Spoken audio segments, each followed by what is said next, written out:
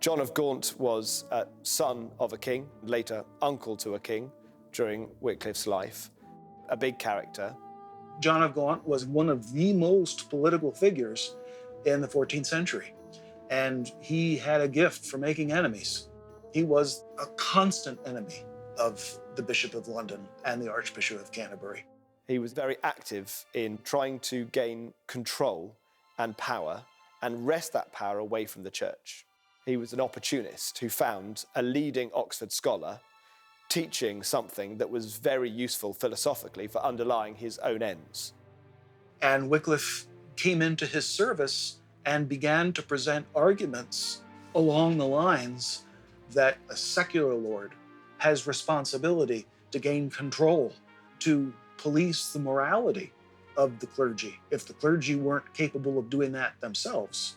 And John, of course, liked this. John of Gaunt was very willing to support Wycliffe when he was speaking about money, when he was speaking about England versus Rome, when he was speaking against the church. To have someone like Wycliffe on your side as a master of theology would have been very helpful. He was recognized as one of the leading theologians, one of the leading intellects at Oxford. Initially, it was a feather in John's cap to have this brilliant churchman making his arguments for him. But he also recognized that Wycliffe was completely unable to be a political beast. Wycliffe was arguing against the church having civil dominion in this world. The arguments about civil dominion infuriated the Pope, and the Pope said, "Would you please come and explain your position to us?" Now, everybody knew at the time that if Wycliffe was going to go to Avignon to explain his position, he wouldn't be coming back alive. He would most certainly have been tried and executed. So John said, "No, he's not coming.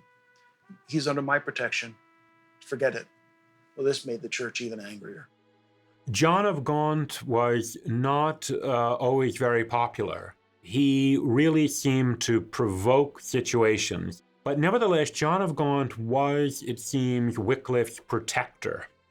Many of Wycliffe's enemies would have seen it as a kind of partnership of convenience. And arguably, I think it probably was, as long as John Wycliffe was teaching things that were useful to John of Gaunt protected him. It's hard to imagine that Wycliffe could have escaped so many attempts to try him and ultimately convict him without John of Gaunt. His connections, and political connections especially, might well have been viewed with suspicion, or perhaps even may have been considered to undermine the message that he wanted to preach.